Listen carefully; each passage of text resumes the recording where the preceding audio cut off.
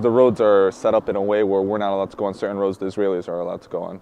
They damage some of our lands by bulldozers of Caterpillar.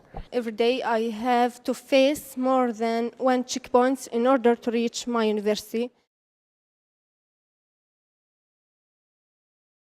My colleagues, my friends, they come from Hebron, Bethlehem, and from the north, Jenin and Nablus. And on their way to the university, they face checkpoints. And some of them have to come late to the lecture. They wish if they can come freely like other students around the world. It's not easy to go from city to city under the occupation because there's the wall in between, and then the checkpoints where soldiers search you and they open your bag every day, invade your privacy, and go through your stuff. Like the worst situation in my point of view is when once I went to Abu Dis, and you can see Jerusalem like as if you can touch it, but the wall, that's the only thing that separates you from the Aqsa. It was, to me, like heartbreaking to be able to see it but not be able to get there. The only thing that I would like to achieve is to go and sleep in my mother's place.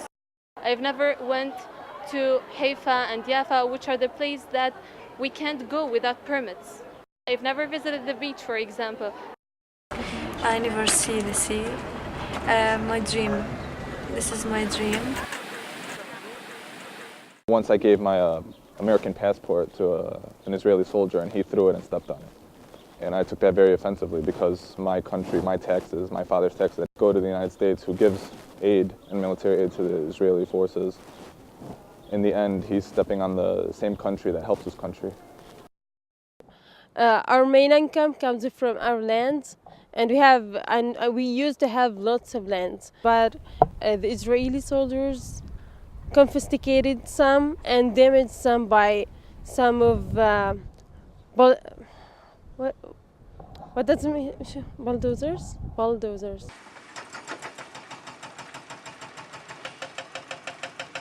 If a Palestinian or an Arab person wants to build even one floor, he have to go through a long procedure, and it is really hard to build even one floor.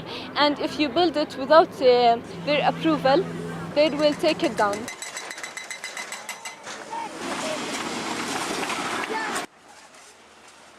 It's a justice case, and they can help us.